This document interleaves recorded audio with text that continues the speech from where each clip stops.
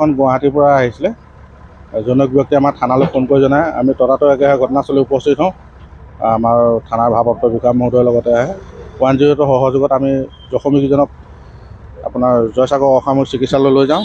বৰ্তমান তেখেতলোকে সামান্যভাৱে জখম পাইছে, বেছি গুৰুতৰ নহয়। তেখেতলোকৰ বৰ্তমান 8জন আছিলে।